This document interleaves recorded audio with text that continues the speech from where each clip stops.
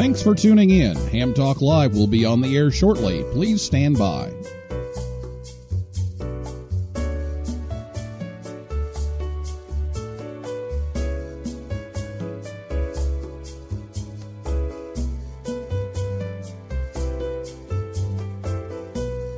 Thanks for tuning in. Ham Talk Live will be on the air shortly. Please stand by.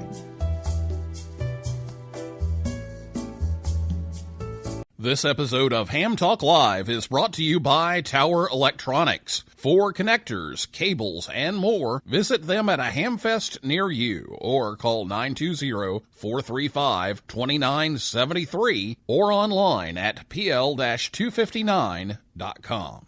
It's Ham Radio.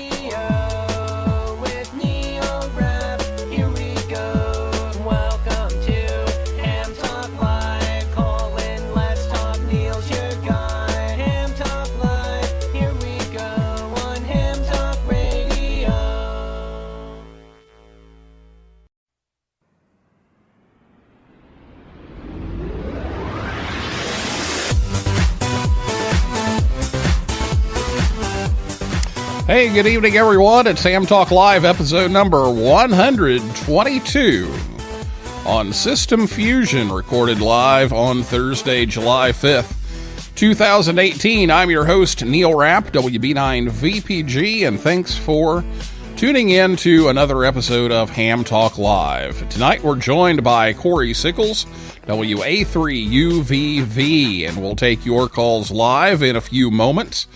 Last week, Marty Silloway, KC1 Chicken with Fries, and Don Greenbaum, N1DG, who was live from Baker Island. They were here to talk about the Baker Island D-Expedition, and they did go QRT today, made a lot of contacts, and so now they have begun the teardown process, and believe tomorrow will begin the journey home.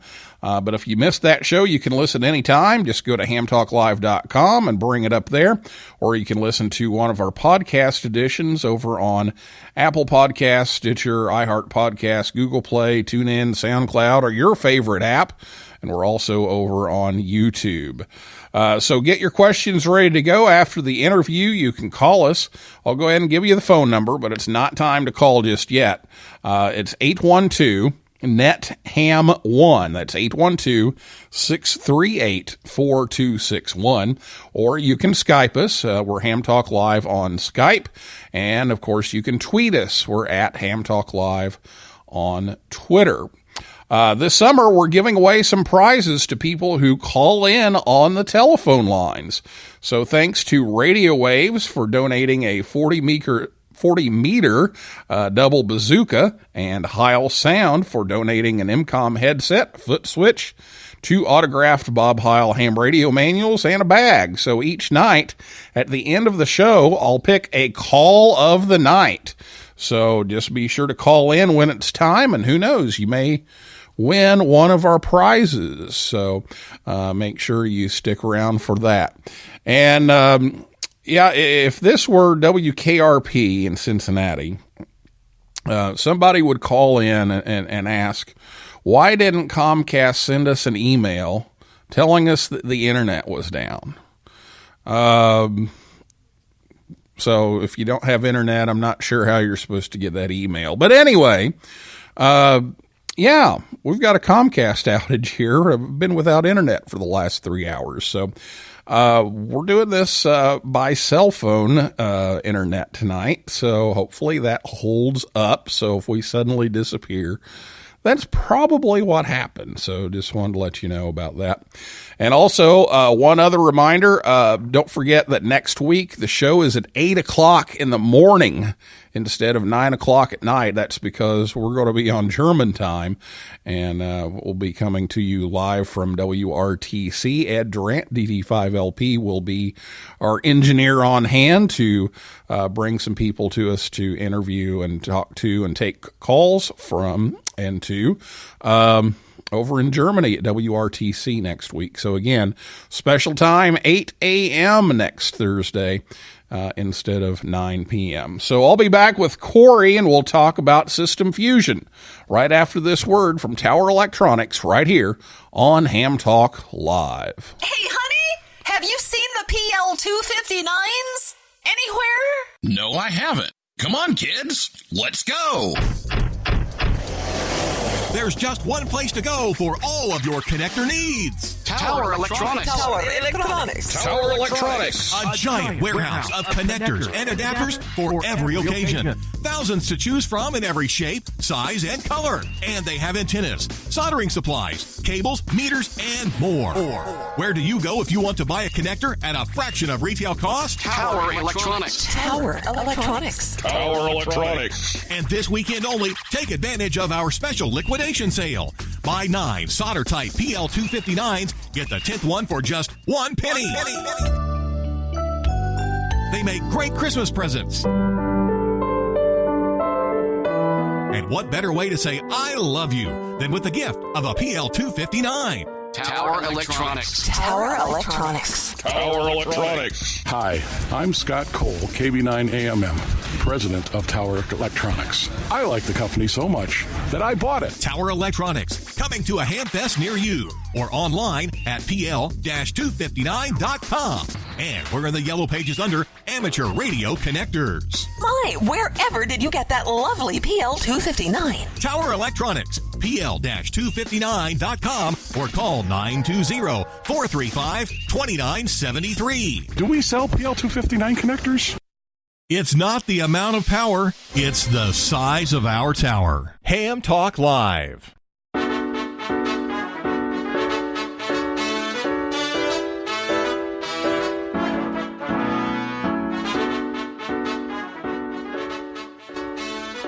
Thanks to Scott and Jill at Tower Electronics for bringing the show to you again tonight.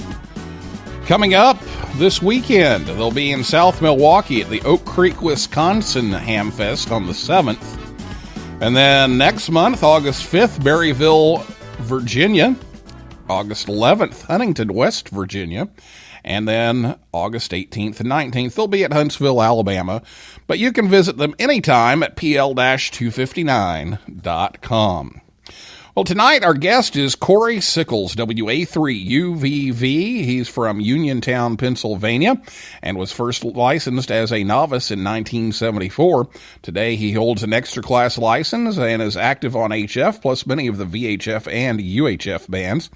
He has worked as a television producer to create broadcast, marketing, fundraising, documentary, and instructional programming, as well as providing broadcast engineering and communications consulting services.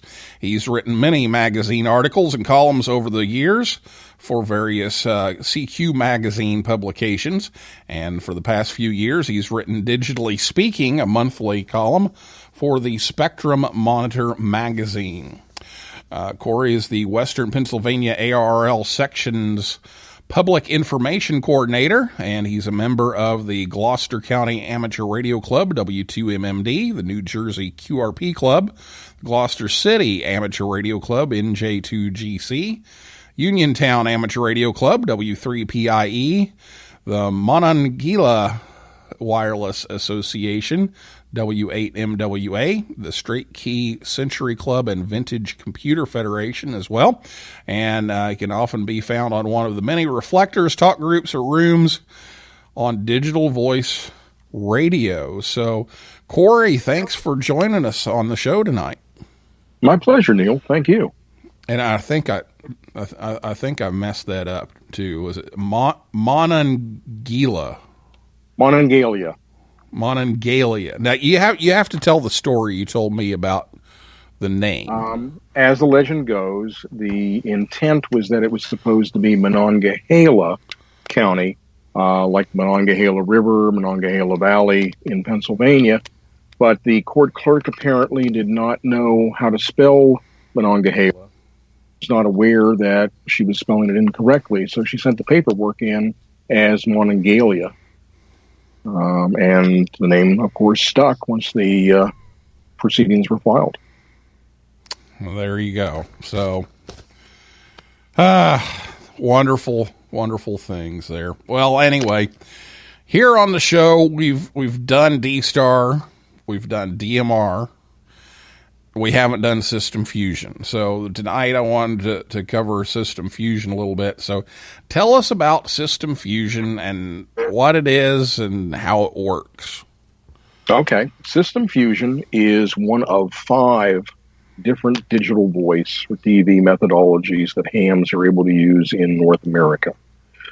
There is D-Star and DMR you mentioned. There's also P25. What am I forgetting? NextDen and XDN, which was a cooperative effort between ICOM and Kenwood. ICOM markets it as IDAS and Kenwood as NextEdge, no T. And essentially, you have 3 of those that come to us from the land mobile world. Only D-Star and System Fusion were designed by hams for hams.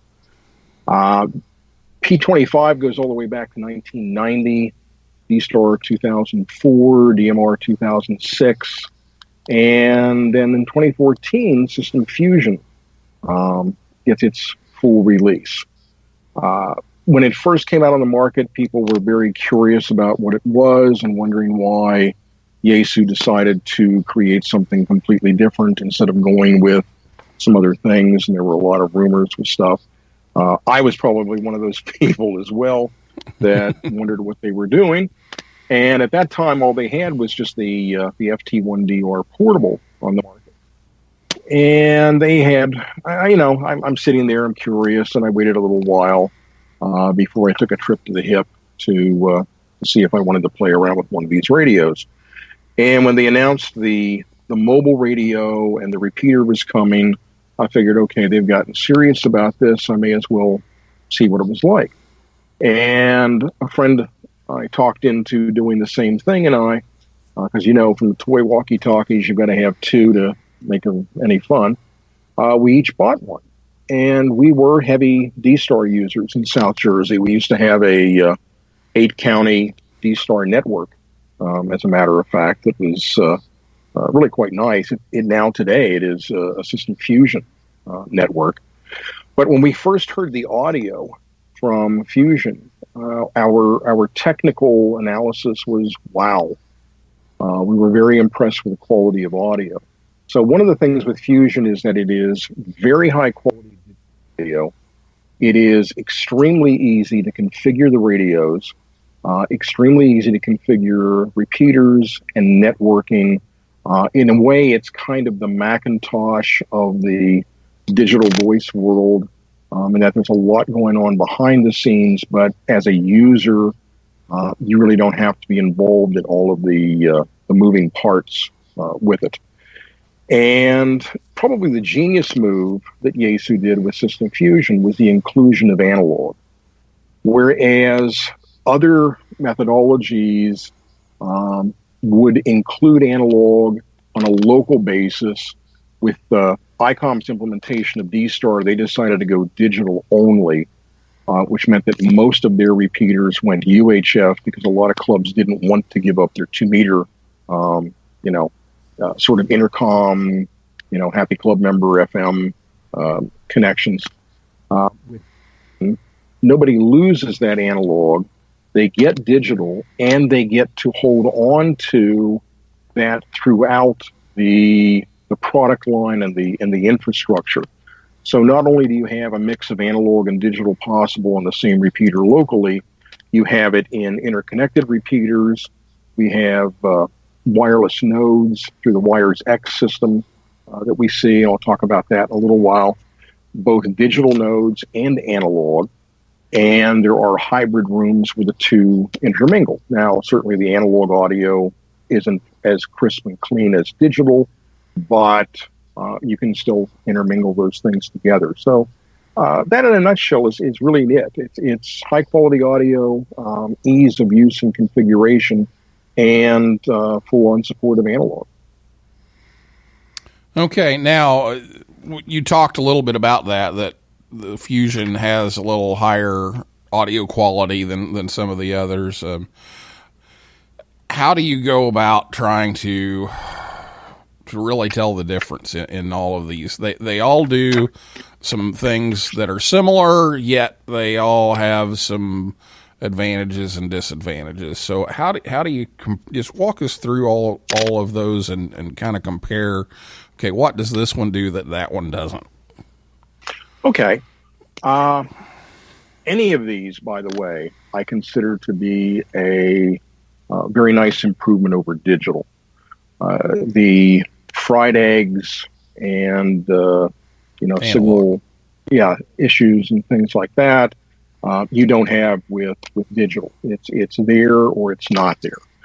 One of the things that is nice to have in the different methodologies is forward error correction, where basically you are looking at something that anticipates and can correct errors if you have any dropouts while you're in motion, so that you don't get artifacting and things like that. And those have been called things like R2D2 or turkey talk.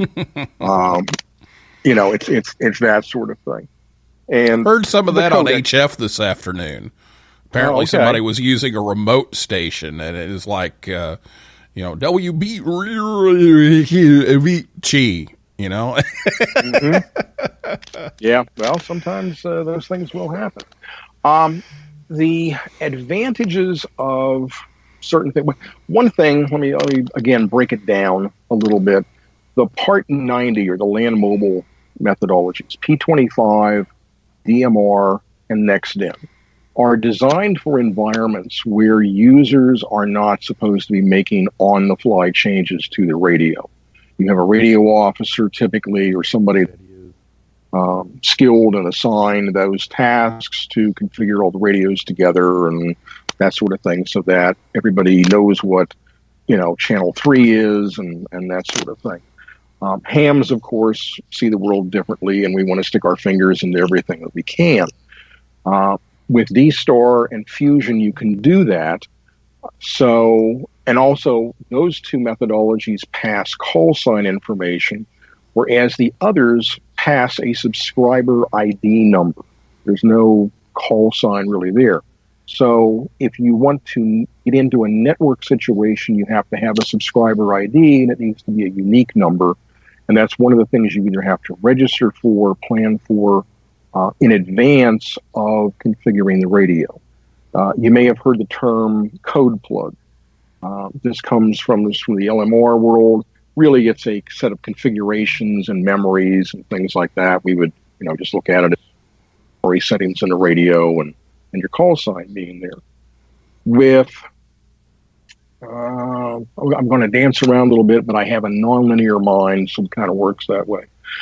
All of these use a technology called C4FM, or continuous 4-character FM modulation. Anyone who's played with RTTY in the past knows you had two tones, mark and space, and kind of think of those as a C2 FM if you wanted to. With the 4 tones, again, there is better error correction and integrity to the data packets going down the line. The one exception to C4FM is D-Star, which uses GMSK, Gaussian minimum shift keying. All of them are single signal, except DMR, which through time domain or time slicing in 30 millisecond slices back and forth, it allows for 2 slots. It's the little brother of a methodology that's used in Europe called Tetra, which uses 4 slots that fits within a 25K audio bandwidth, analog audio bandwidth. DMR fits within 12.5. System Fusion is 12.5. D-Star and NextDen are 6.25, at least in the way that they are implemented in the amateur radio. So the advantage of DMR is that you have this possibility of holding 2 conversations through the same repeater at the same time. However, mind me that DMR comes to us again from Land Mobile. It originally, as specified, allowed up to 15 repeaters. This is pretty big palette. It's not so big when you're trying to connect dozens or hundreds of repeaters together worldwide in the world of amateur radio. Having just a few channels on slot 1 and a few channels on slot 2 also works land mobile. But if you get into high traffic areas and you set up in those code plugs, which again, you've got to go back to a computer if you want to change some things around, stuff works great if, let's say, you're on the repeater on a slot 1 talk group and I want to be on a slot 2, we coexist quite nicely. But if I also want to use a slot 1 talk group, then I have to wait, just as I would with these others. So sometimes it's an advantage, sometimes it's not. What has propelled DMR in recent years is a less expensive way of networking and an influx of very, very inexpensive and sometimes cheap radios. Sometimes that do work as expected, and sometimes that don't. There have been a number of hits and a number of misses along the way. They are getting better with those things, but still, you're basing something on, borrowing from something else. When I talk about quick configuration with the radio, if I buy a new Fusion radio, be it a portable or mobile, I first turn it on. It will ask me for my call sign. I punch that in with the pad, or can move the wheel around, the VFO knob around, and select. And once I have entered my call sign, that is all I need to do to be digital ready on both a local and a network level type of communication. So I don't know that it gets any simpler than that, using the call sign as your unique identifier. Okay. Well, let's talk a little bit here before we go to break. If somebody does want to get on System Fusion repeater, what are they going to need? Okay, if the repeater is already there, they simply need a System Fusion radio. Now, that's for digital. I'll back myself up for a moment. If they want to get on that repeater and it's operating in automatic mode select, then they can carry on a normal analog conversation on that repeater just fine. But if they want to go digital, then there are digital radios from Yaesu. They have, at present, 8 models in the lineup. There are 4 which are considered basic feature models, 2 monobanders, the FTM 3200 for VHF for 2 meters, the FTM 3207, which is UHF 70 centimeters.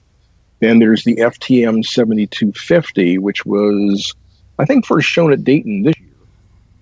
It's a dual bander, 50 watts each band. It's kind of as if the 3200 and the 3207 had a baby. You would have ended up with the 7250 as that offspring. And then a portable radio, the FT70, which when my wife became licensed last year, that was the first radio that I got her. And she keeps that in the car and likes it. She likes the simplicity of it and easy to talk and nice and rugged. When you get into the more advanced radios, you have a sort of a shack-in-the-box radio, the FT991A, which goes from 160 to 10, plus 6, 2 meters, and 440. All mode, including Fusion. Nice visual display with plenty of eye candy in the way of a pan adapter, waterfall, things like that. And it also is nice if you like digital modes like FT8, JT65, in that it has a USB port on it that you can just directly connect into your laptop without need for buying an external audio adapter for things to set levels. So a lot of the keyboard digital enthusiasts like that. In the mobiles, there's the FTM 100, which is a dual band single VFO radio, and the FTM 400, which is a dual band dual VFO. Both of those have APRS capabilities also, very nice APRS feature set, although it's easier to implement on the 400 because it is dual VFO. And then we get to the FT2DR portable, the grayscale touchscreen dual VFO, dual band, and APRS, and also, excuse me, with the camera microphone, an optional accessory the company sells, you can transmit pictures, which a number of Skywarn groups have found is a nice thing to do. Okay, so if you're still on analog, you can do analog. If you're on digital, those are the ones that you can use for Fusion. So we're going to take a break, and when we come back, we're going to open up the phone lines here and check Twitter and Skype and see what questions you all have. And again, that phone number is 812-NET-HAM1, 812-638-4261. If you have a question for Cory, we'll be back right after this word from the National Voice of America Museum of Broadcasting right here on Ham Talk Live. The National Voice of America Museum of Broadcasting, located in Westchester, Ohio, just north of Cincinnati, is only 2 minutes off I-75. The museum is the former home of the Voice of America Bethany Relay Station. Tours are now available every Saturday and Sunday from 1 to 4 p.m. Eastern Time. You can see the control room, a 200,000-watt transmitter, and the most comprehensive collection of inventions by the iconic Powell Crosley Jr. Also on display is a huge antique radio exhibit and R.L. Drake's personal collection of most every Drake amateur rig ever made. This is a unique opportunity to see amateur radio in action and have a chance to get on the air from WC8 VOA. Admission is only $5 a person. The museum is located close to historic WLW-AM and tons of shopping and restaurants. Take a trip to the VOA Museum or visit us online at voamuseum.org. CQ, CQ, CQ. You're listening to Ham Talk Live with Neil Rapp. Join the conversation. Call us on voice with Skype at Ham Talk Live or give us a call at 812-NET-HAM1. That's 812-638-4261. Now, here's more Ham Talk Live.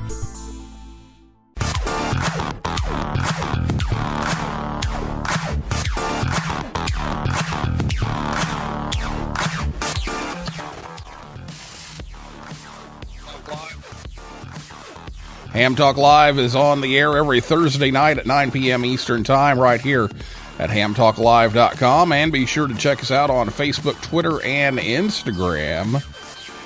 And it's time for your calls now. So if you have a question for Cory, give us a call at 812-NET-HAM1. That's 812-638-4261. Or you can Skype us at Ham Talk Live or tweet Ham Talk Live. And again, we will pick a call of the night and give away some prizes here this summer. So we will give away something here later on. And Cory was going to talk about what if you don't have a Fusion repeater, but there's a familiar voice from my past that has called in, and his name is Neil too. So Neil Sly, welcome to Ham Talk Live. Hey Neil, thank you very much. I appreciate it. Yeah, and put your call sign out there again. It's been too long. It's still KC9 CJL. CJL, that's it. Okay, I knew the first part, and I couldn't remember the end of it. But Cory used to live here in town several years ago, and it's good to hear him here tonight. But we're talking about System Fusion, so why don't you go ahead and ask your question? Yeah, I think maybe you've already alluded to it, but, as Cory alluded to earlier, it's no fun if you've only got one walkie-talkie and you can't talk to anybody else on the other end. And so sort of, my main complaint about System Fusion has just been there doesn't seem to be that many systems around, and maybe it's just a geographical thing, a regional thing, but it seems to me like the System Fusion repeaters are expensive when you contrast that to DMR, wherein maybe there's a higher sort of barrier to entry technically. Things like code plugs exist for a reason. That's because it's difficult to program DMR radios. But my understanding is that a DMR repeater equipment would be a little less expensive than, say, System Fusion repeater equipment. I was just wondering, what his take on that was. Okay. And hi, other Neil. How are you? Yeah, actually, you gave me a perfect segue into talking about repeaters, because during the break I was mentioning to Neil that we haven't really discussed that part yet. So when the radios came out, and there wasn't a repeater, and then there was, and the production repeater, there was a beta machine first to help get really product awareness and things like that with clubs for that wanted to try something new and be progressive with digital voice. The DR1X, which was the first production repeater, came out, and many have been sold. It is, in fact, the most popular methodology in North America. I can't speak for the whole world, but some idea of what's going on in North America. And if you look at a nice website called repeaterbook.com, you can find maps and listings for states and provinces, and search by niche modes and things like that for all of this. What Yaesu did with the DR1X was they offered it at a pretty significant discount. This was a $1,900 repeater, MSRP. And if you were a beta tester, you were able to buy one for $300. If you came in after that wave, it was discounted to $500, and then it finally became $600. I think after some currency fluctuation. And when the DR2, which is an improved design over the DR1, second receiver, you can actually transmit on a secondary frequency, another antenna, over-the-air control with a control operator whitelist, quite a number of different features to it. It's more intelligence than what the DR1 had. They offered a trade-in program, which has been renewed and is in effect until the end of this year, I understand, that if you want to purchase, again at discount, a DR2X, the company gives you $600 in trade-in for your DR1X. So at worst, you're breaking even, and at best, you pick up a couple $100 along the way, depending upon how early of an adopter you are. So now the company's taking in all these DR1s, X's, and what they're doing to continue more growth is they're refurbishing them at California, and they are offering them as the DR1 XFR, or factory refurbished, for only $400. The amazing part to me was that they're offering it with a 3-year warranty, just as if it were new. So, yes, you can build out of a couple of mobiles and an MMDVM type board, power supply, things like that. You can build a repeater, and I've done it. I've actually homebrewed some System Fusion repeaters very inexpensively. But my technical skills go back several decades. It sound like I'm old, but for something that has a 3-year warranty, $400 is hard to beat. But absolutely, and that's very interesting. My understanding was just sort of very simple from the outside looking in. DMR was cheap, the others were really expensive, but that doesn't seem to be the case here at all. No. And if you radios, the monobanders and the FT70 portable are all under $200. Again, with long warranties like that, the 7250, I think street price is around $270, but don't quote me on that. Check with your favorite dealer and see. So for what you're getting, those are inexpensive items as well. If you look at a good DMR dual band portable right now, you're into that same money as what the FT70 is. So I think there's some equity there as far as that. And the FT70 is something that I can program on the fly. Again, my wife, Debbie, as a relatively new ham, it's pretty easy for her to pick it up and just, move around. she travels to West Virginia every day for work, across the Mason-Dixon line from where we live here, and they have a different PL tone than what we use up here. And if she needs to make those changes, it's pretty easy for her to do things on the fly if she needs to. Yeah, absolutely. Well, that was my only question or comment. I'm a huge fan of the Spectrum Monitor. I love your column as well. I love the magazine as a whole. And thanks very much for taking my call. Oh, thank you very much. Appreciate Thanks for calling, Neil. Appreciate it. All right. Thanks, Other Neil. Talk to you guys soon. All right. Yeah, we're always Other Neil. That's how that works. So it reminds me of a place I used to work where I was Cory, and we had the anti-Cory. The anti-Cory. Wow. Okay. Yeah. And then to confuse things more, we both worked at the same church, and we both worked in the media area. So it was Neil and the Other Neil. So yeah, it was kind of crazy. But if you have a question like the Other Neil, and then I'm the Other Neil when he's talking, it's 812-NET-HAM1, 812-638-4261. Give us a call. We'd love to take your questions here. And you can also tweet us. We're at hamtalklive there. And you can Skype us too. If you'd rather use that instead of a telephone, you can use hamtalklive there on Skype.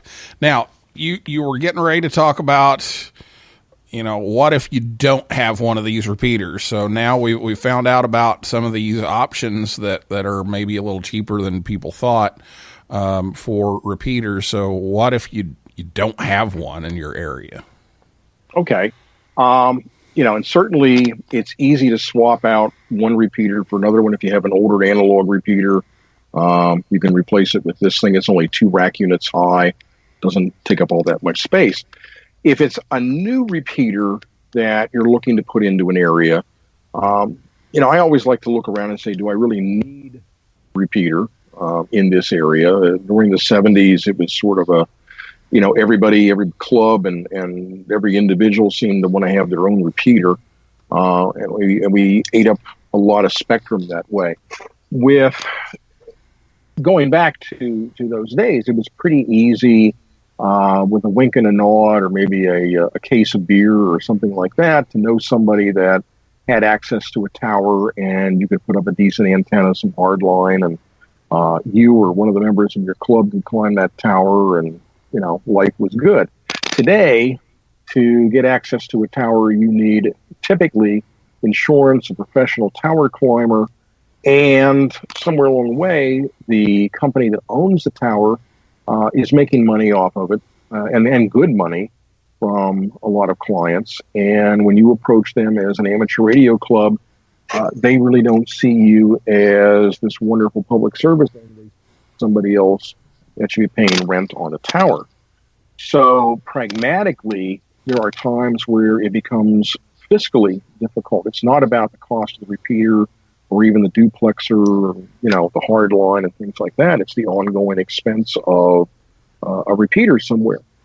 So enter the Wires X networking scenario, which allows you to network repeaters, first of all, remotely. You do not need to have an internet connection up on top of the hill at the end of a muddy road to be able to network that repeater. You can do it remotely down in the valley in the safety of your home or office, or anywhere you have a nice, internet pipe.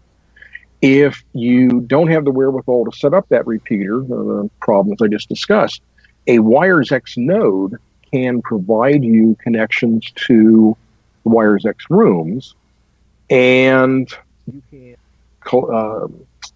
select which one you want to have active through the keypad on your radio.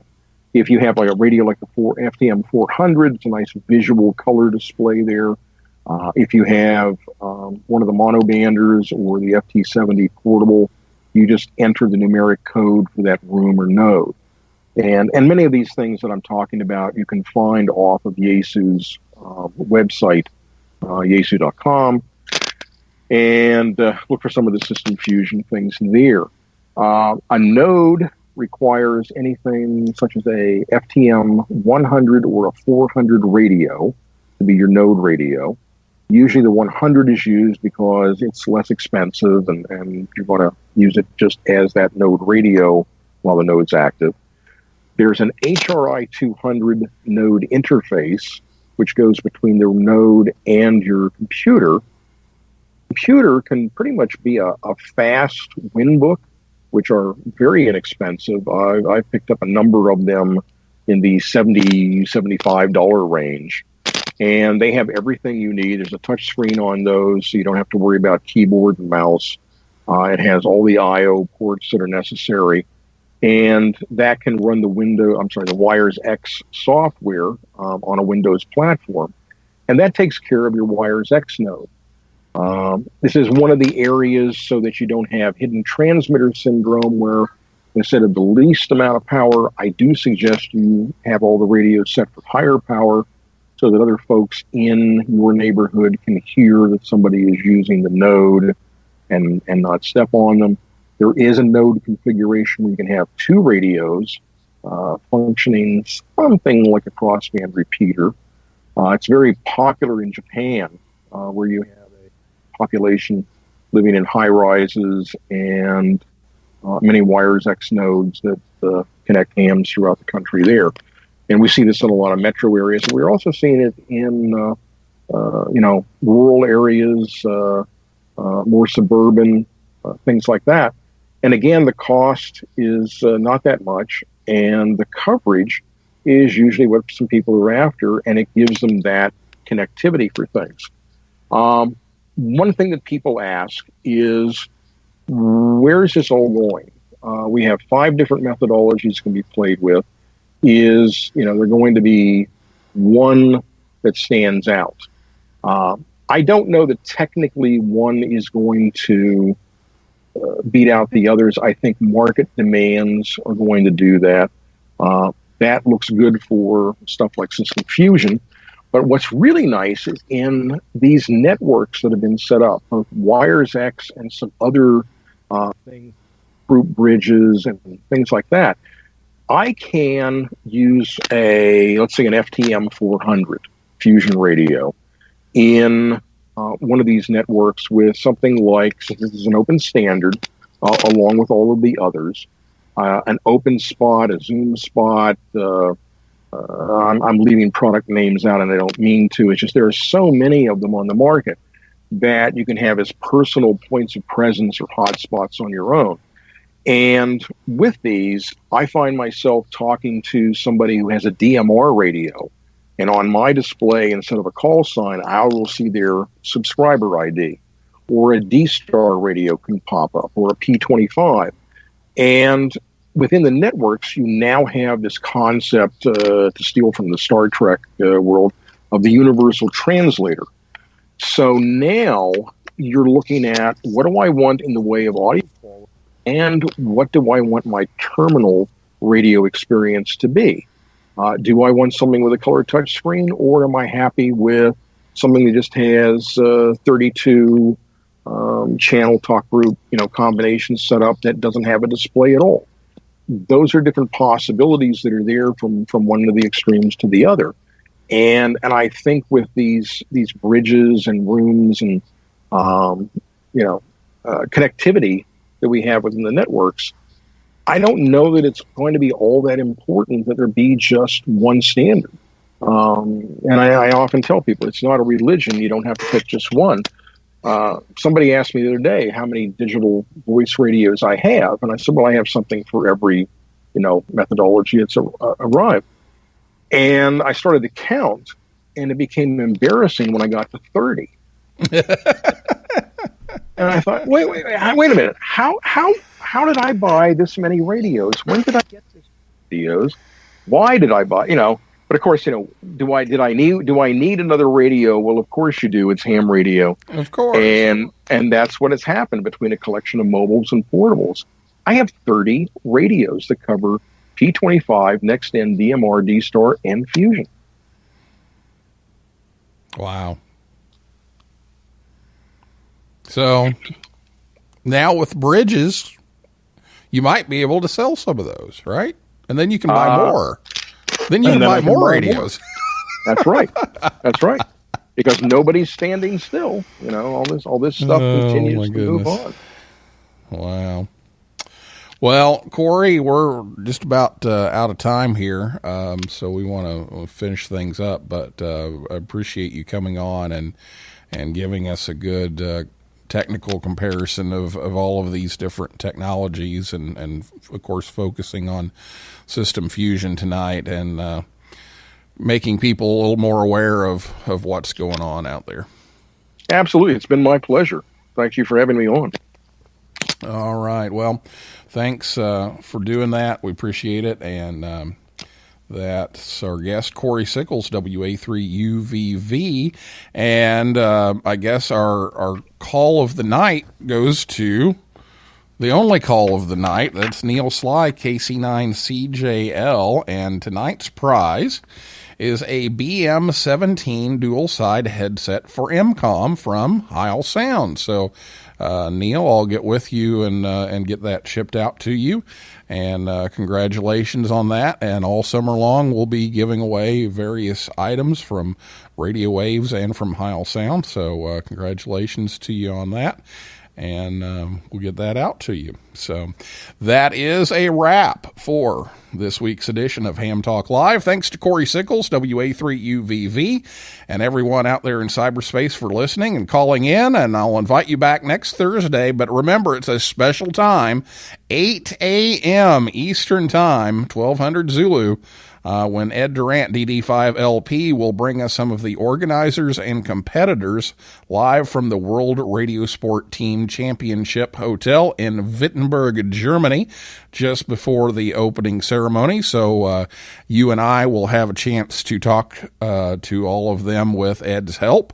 And so we hope that you will call in for that as well. And for a list of all of our upcoming guests, be sure to visit hamtalklive.com. And if you like our show, please leave us a review on iTunes or wherever you listen. That just helps people find us a little bit faster. So for now, this is Neil Rapp, WB9VPG, saying 7375, and as always, may the good DX be yours.